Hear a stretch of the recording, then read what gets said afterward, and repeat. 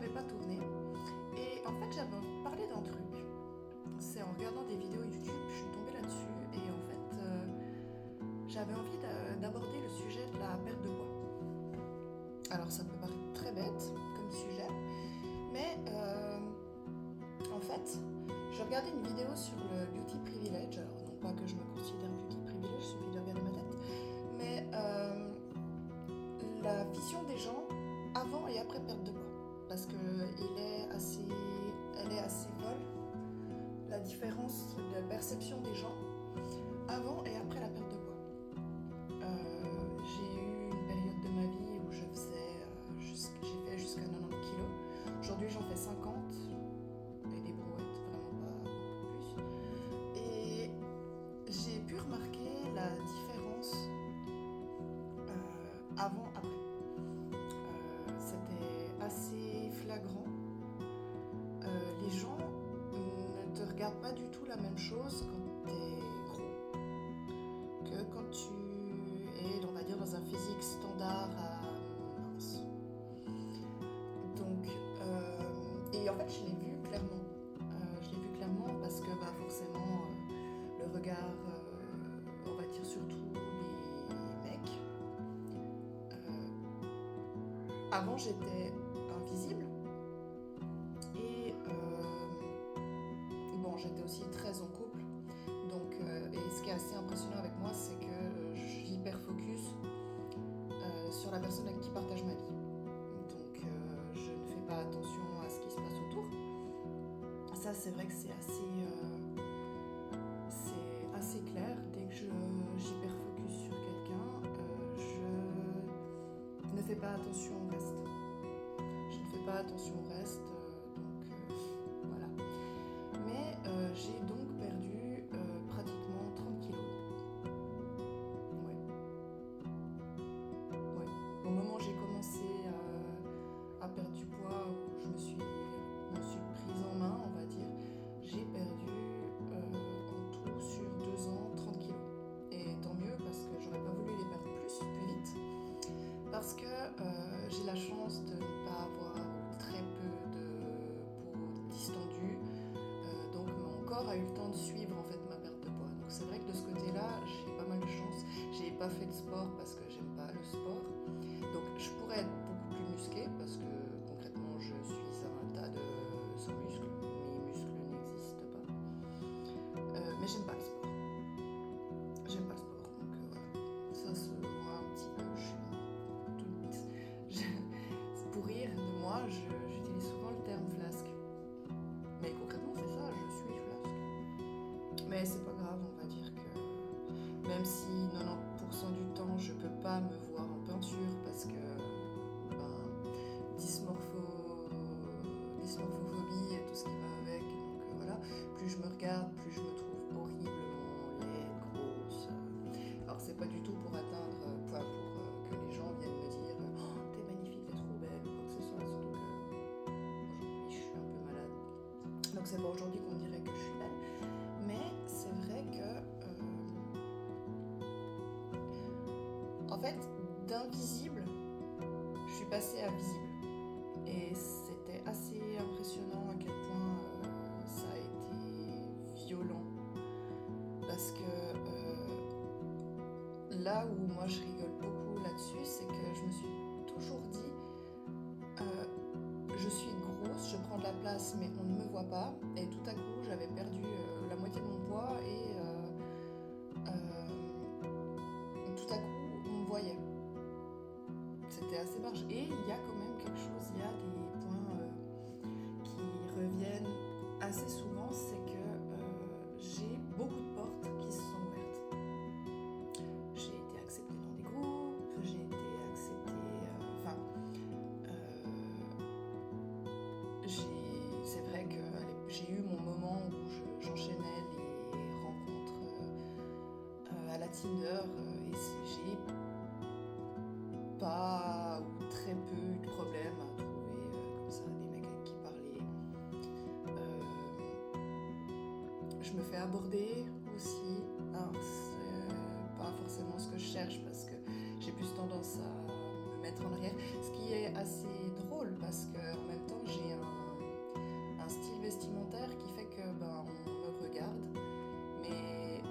bête et cliché ce que je vais dire, mais je ne m'habille pas pour les gens. Je m'habille enfin comme j'estime pouvoir m'habiller avec mon corps et compagnie. Alors il y a des jours où, comme aujourd'hui, j'ai aucun flow. Donc j'ai l'ensemble pull roi lion et cerne de folie parce que j'ai passé ma journée au pieu.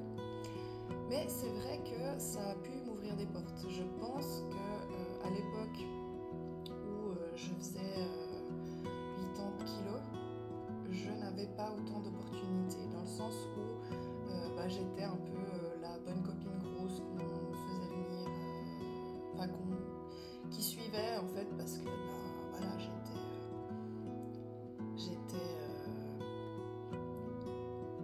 pas un boulet, parce que je pense pas que c'était comme ça qu'on me voyait, mais c'est vrai que maintenant on aurait un peu plus tendance à me déjà boire, ça aussi, mais surtout on aurait tendance à me dire allez, maintenant t'as perdu tout ce poids, il faut que tu profites de la vie, il faut te lancer, il faut faire plein de trucs, alors qu'avant on ne me proposait jamais rien. Là, maintenant, c'est pas souvent, mais je veux dire concrètement, on ose carrément me poser la question, est-ce que tu veux pas qu'on s'envoie en l'air, alors qu'on n'essaie pas de me connaître, voilà, on se base plus sur ce que potentiellement je pourrais avoir dans la tête, mais par contre on va oser me poser la question, me proposer de s'envoyer en l'air sans même que j'ai donné quelconque signe dans ce sens-là, ou sans même savoir si j'ai quelque chose dans la caboche. Concrètement, ça... Alors je dis pas que tous sont comme ça, mais en règle générale, on me demande pas quelle était ma matière préférée à l'école. On me dit plutôt que j'ai un joli cul. Donc ouais, ça peut même... C'est arrivé quelques fois en fait où on me faisait justement des propositions sur mon physique, et ensuite la personne découvrait que en fait j'étais pas qu'un physique. Après, est-ce que je m'en plains? Est-ce que je peux vraiment argumenter ça dans le sens où je regarde aussi les mecs que je trouve beaux, donc, et ça aura plus tendance à me faire aller vers eux, qu'on soit pas hypocrite non plus, quoi. Je vais beaucoup plus me tourner vers quelqu'un qui a un regard de fou avec un joli cul.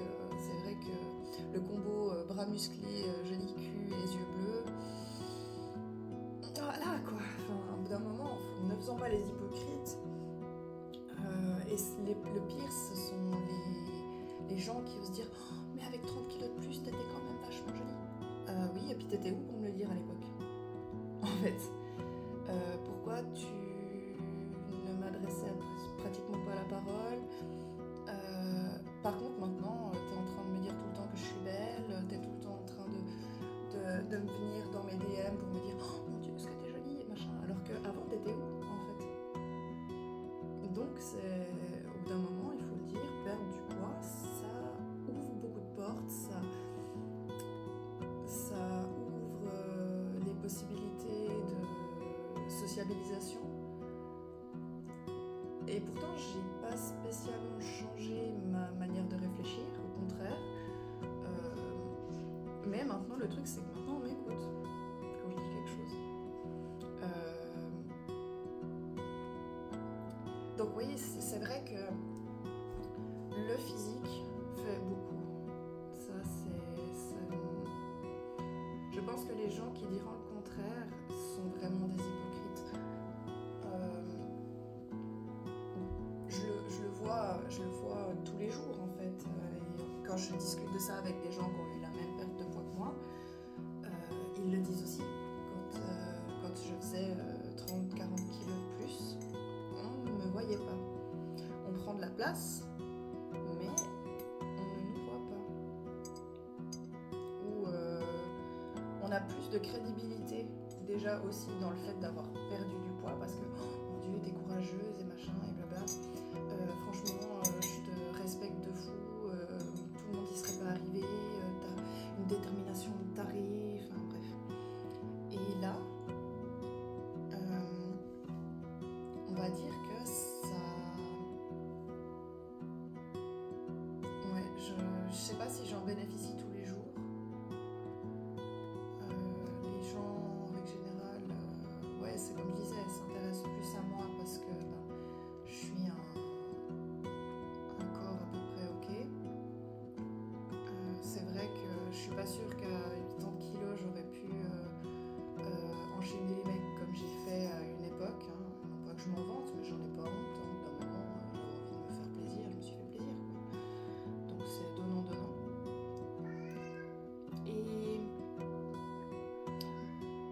Mais je pense pas que j'aurais pu à 80 kilos faire tout ça.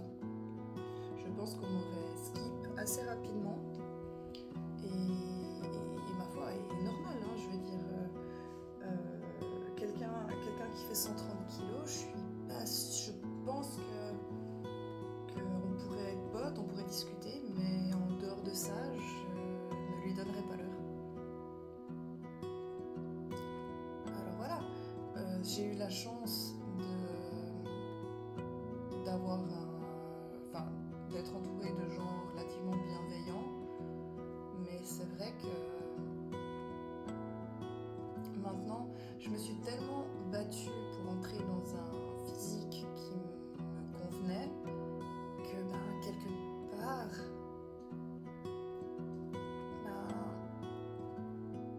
je me dis que maintenant, concrètement, c'est bête, hein, mais j'ai le droit de regarder un beau mec en fait. C'est con, hein, parce que ça en revient à classer les gens dans le physique, mais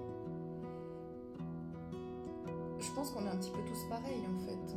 On chasse, chasser c'est pas vraiment, mais disons qu'on regarde un peu des gens qui nous correspondraient physiquement, quoi. Alors autant je suis pas du tout portée sur le physique, mais je peux quand même dire que j'ai quelques critères, quoi. Faut que la personne aussi, je m'entende bien avec, qu'on rigole bien et compagnie, parce que sinon c'est clair que la personne va pas m'intéresser, mais simplement parce que c'est un caillou vide en fait. Enfin, un caillou vide, ça veut rien dire. C'est une coquille vide en fait. Si la personne est une coquille vide, de toute façon ça ne passera pas. Mais c'est vrai que on a tous nos critères et voilà quoi. Avant je me serais pas permis de regarder de trop près un mec considéré, on va dire, par la société comme beau. Maintenant, déjà plus. Même si, encore une fois, je suis parfois surprise des mecs qui attirent mon regard. Tout à coup, je sais pas, il y a un truc. Je me suis découvert aussi un penchant pour les mecs qui ont l'air intelligents. Enfin, l'air intelligents, qui le sont en fait, concrètement. Dans le sens qui paraissent, c'est vrai, disons qu'on va rester dans du cliché, hein, mais quelqu'un qui porte des lunettes et tout, je sais pas pourquoi, en ce moment, même depuis un petit moment déjà, ça m'attire, ça retient mon regard en fait. Il y a aussi un truc à changer, c'est qu'avant je ne jurais que par les yeux bruns. Maintenant, j'ai un truc pour les yeux bleus. Alors qu'avant, je n'étais pas du tout branchée yeux bleus. Et comme quoi, les goûts peuvent changer. Et des fois, on est surpris. Moi, la première, d'ailleurs. Mais c'est vrai que on aurait presque tendance à croire que parce qu'on a atteint un genre d'idéal, même si je suis loin d'être satisfaite de mon physique, hein, je ne le suis pas du tout. Là aujourd'hui je fais cette vidéo vidéo, je suis de toute façon pas maquillée, mais bon, c'est pas mon maquillage qui aurait changé grand chose, sachant que je mets du crayon et du mascara et ça s'arrête à peu près là. Donc ça ne cacherait pas mes cernes, je passe pas des heures à me pomponner, ou au mieux je mets de la crème sur mon corps, quoi. C'est à peu près tout ce que je fais. Mais bah, là en ce moment, mes heures de sommeil font que je n'ai pas un physique incroyable. Comme j'ai arrêté mon traitement pour l'hyperphagie, ben, j'ai l'impression de grossir à vue d'œil. Donc vu que j'enchaîne les crises de bouffe, et voilà, bouffer ses émotions. Ça c'est la grande classe. Enfin, mes goûts ont changé. Je suis aussi passée du bad boy au mec rangé. Si je devais me lancer dans quelque chose, bien sûr. Mais c'est vrai que le bad boy a fait toute ma vingtaine et c'est clairement plus du tout quelque chose que je veux en fait. C'est vrai que le fait qu'il soit très souvent méchant, dominant dans le mauvais sens, enfin dominant dans le sens masculiniste, à crever, dealer et tout ce qu'on veut, violent aussi, ça a ce petit côté d'adrénaline en fait qui tient et ça rend accro. Ça rend accro parce qu'on se dit mais quelqu'un de rangé, je pense que je me ferais chier avec en fait. Et ben en fait c'est une fois qu'on a été coincé là-dedans pendant 10 ans, dans ce côté mec qui fait des allers-retours en tôle, mec qui est défoncé tout le temps ou mec qui nous tape dessus, une fois qu'on a fait ça pendant 10 ans et qu'on en sort, non sans fracas, et non sans plaies, os brisés et compagnie, estime de soi brisée, cœur brisé beaucoup, bah, on se rend compte en fait que bah, le mec gentil est gentil vraiment. C'est ultra important parce que souvent les gens voient ça comme une mauvaise chose dans le sens justement chiant, mais non, un mec gentil c'est sexy. Je parle de gentil, pas de niais, qu'on soit bien d'accord, parce que après on aime quand même, enfin moi personnellement j'aime quand même les mecs qui ont une certaine prestance dans le sens où prendre une décision n'est pas un problème, à prendre des initiatives aussi, parce que tu veux faire quoi? Je sais pas, comme tu veux. Non, en fait. Non. Si je te pose la question, c'est que j'attends une réponse. Tout comme si tu me poses une question, je vais te donner une réponse en fait. Je vais pas attendre 150 ans de tu veux quoi? Oh non, je sais pas, toi tu choisis, non, toi tu choisis, non, toi tu. Non. Enfin, d'un moment, prends une décision, prends des initiatives, fais quelque chose, etc. Après ma rupture, je m'étais plongée direct dans une relation mais chiante à crever. Et souvent, déjà c'était tout le temps moi qui devais tout faire. Donc il habitait à 2 heures de chez moi et j'y allais 3 fois par semaine, facile. Les horaires de travail me permettaient de le faire. Donc voilà, je pouvais prendre mon chien avec. Et en fait, lui faisait un job payé à l'heure et compagnie, c'était un peu un enfer. Mais à côté de ça, c'était un vrai gamin.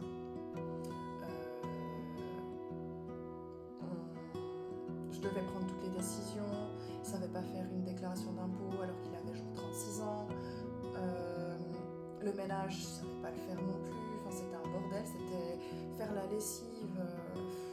Heureusement que je faisais pas ma lessive chez lui, enfin qu'il faisait pas ma lessive parce que c'était vraiment un enfer. Enfin, on voyait que c'était le gars qui était parti de chez ses parents, qui s'était très tard, qui s'était installé avec une nana qui lui faisait tout, et d'ailleurs c'est aussi pour ça qu'elle l'a jarté. Et en fait, je me suis retrouvée là-dedans et je devais tout faire. J'y faisais à bouffer, j'y faisais sa paperasse. Enfin, c'était vraiment un enfer, quoi. Vraiment, c'était un enfer et pas stable du tout. Constamment en train de me dire ah non, mais je peux pas venir chez toi, tu sais, l'essence ça coûte cher. Bah oui, parce que moi, mon abonnement général, il me coûte pas la peau du cul, hein. Mais, enfin bref. Pour ça, c'était vraiment un enfer. comme j'ai dit, post-rupture avec lui, même si pour moi je le considère même pas vraiment comme une relation parce que ça a duré 5 mois et concrètement, en fait c'était comme si j'avais été maman pendant 5 mois en fait. Gentiment, il me coupait des gens parce que ouais, j'avais tellement à faire avec lui que en fait j'arrivais plus à faire autre chose à côté. Et en fait, dès que j'avais 5 minutes de libre, je vais bouger chez lui. Et à chaque fois c'était tu veux faire ci, oh non je sais pas, comme tu veux, etc. Donc ouais, non c'était vraiment une plaie quoi. C'était vraiment une plaie. Du coup j'ai non sans peine parce que voilà il trouvait toujours des excuses pour pas qu'on se sépare, etc. Enfin bref, et puis une fois que je l'ai quitté définitivement, il s'est transformé en monstre connard. Enfin, bref. Comme quoi, souvent, le temps de se soigner, on retourne dans le même genre de relation qu'on a quitté, quoi. Enfin, quelqu'un qui est 100% à notre charge, et puis, du coup,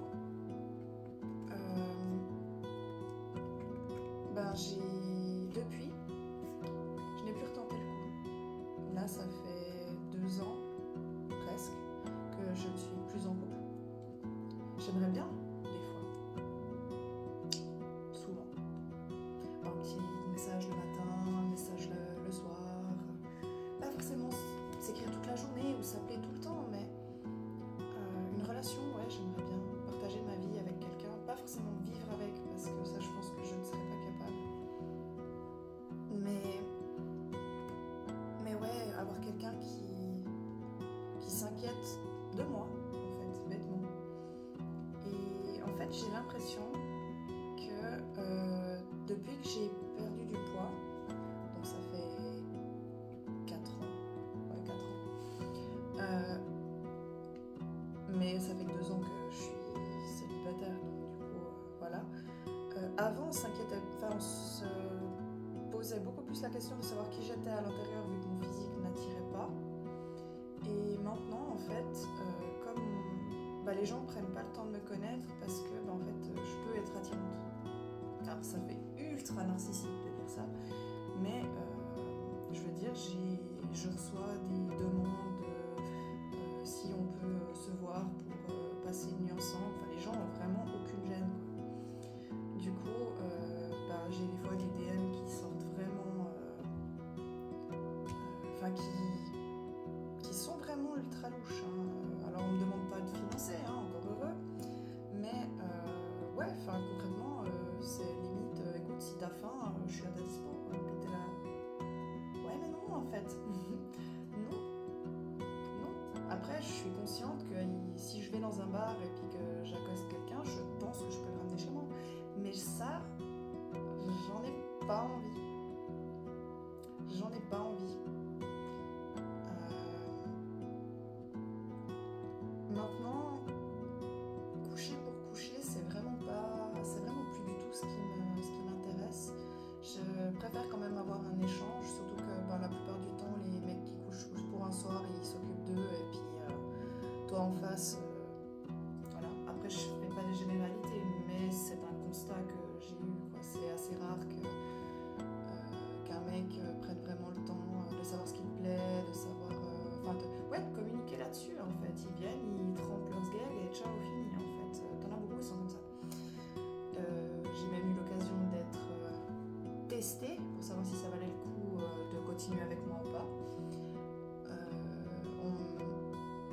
Un type qui débandait à longueur de temps, limite, en fait, m'a clairement accusé en me disant que c'était à cause de moi, et non, en fait, je veux dire, si ça fonctionne pas chez toi, c'est pas de ma faute, en fait. Enfin bref, tout ça pour dire, ma vision du monde a changé en perdant du poids, mes prétentions aussi un peu, mais au final, pas tant que ça, en fait. Oui, mes goûts ont changé, parce qu'on grandit tous, et puis d'un noiro aux yeux bruns qui me retournait la tête à je suis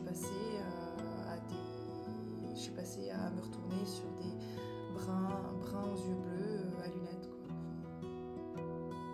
Après, c'est pas tout le temps comme ça, mais c'est vrai que voilà, les goûts et les couleurs, en fait, j'ai changé, mes goûts ont changé, ma manière de réfléchir aussi un petit peu.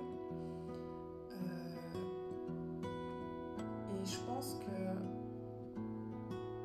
j'aurais plus facilement maintenant des portes qui s'ouvrent si j'ai envie de faire quelque chose d'un peu fou. Je parle pas au travail ou quoi que ce soit, quoique je pense à mon avis que, même si je ne l'ai pas expérimenté, je pense à mon avis que le fait d'avoir un physique, on va dire, dans la norme mince, maigre, peut-être, à mon avis, aide peut-être pour de l'emploi. C'est triste à dire, hein, mais au bout d'un moment, soyons honnêtes. Parce que voilà, c'est le cas,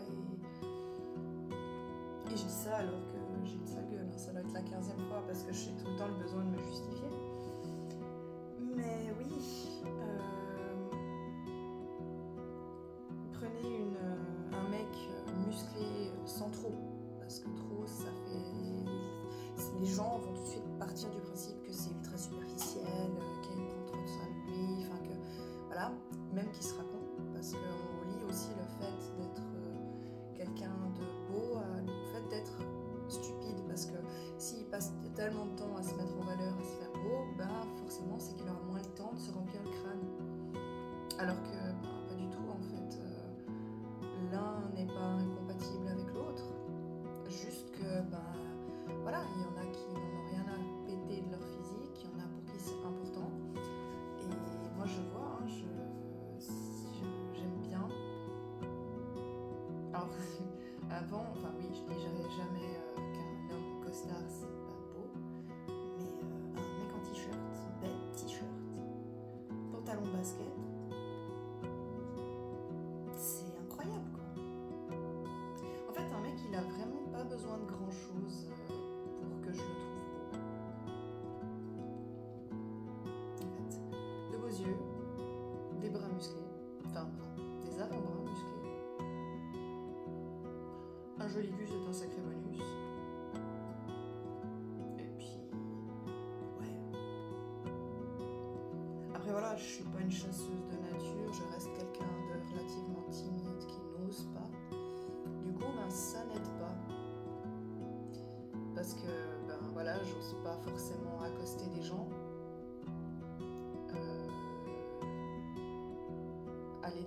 Alors dire à quelqu'un que je le trouve beau, oui, je vais pouvoir le dire, c'est pas un problème. Mais en fait, j'ai tellement peu confiance en moi, tellement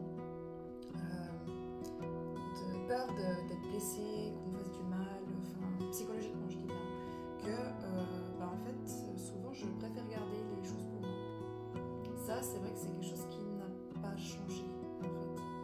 Je suis toujours très fragile de ce côté-là, j'ai peur du rejet, très peur du rejet. Mais par contre, il m'en faut très peu pour me faire sourire. Un simple ouais, t'es jolie ou n'importe, c'est vrai que je suis ultra contente, en fait, quand on dit qu'on aime bien à quoi je ressens, ce à quoi je ressens, ou bien qu'on aime bien passer du temps avec moi, etc. Ça me fait plaisir. Mais encore à côté de ça, je n'y crois pas ou très peu. Parce que je me dis toujours que la personne, en fait, elle a des idées derrière la tête, en fait. Elle veut, entre guillemets, que me baiser. C'est con, hein, mais je pense que ça a ouvert une crainte chez moi, le fait d'avoir perdu ce poids, qui fait que, avant, on me voyait pour ma tête, maintenant, on me voit pour mon cul. Mais en fait, le truc qu'il y a, c'est que les compliments, ça fait quand même du bien. Donc, je pense que la moi 80 kilos est bien contente, en fait, d'en être là où elle est. Donc, voilà, je vais pas dire que je recommande de faire 130 kilos pour qu'on s'intéresse... oui, 130 au pire, pour qu'on s'intéresse à votre mental plutôt qu'à votre physique. Mais ayez le physique qui vous plaît, sachant que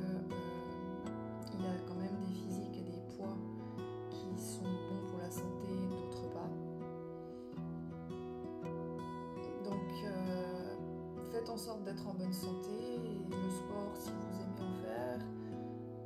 Mais ouais, faut faire attention, quoi. Donc voilà. Enfin, tout ça pour dire, j'ai un peu divagué sur tout, mais faites attention en fait. Le mental n'est pas souvent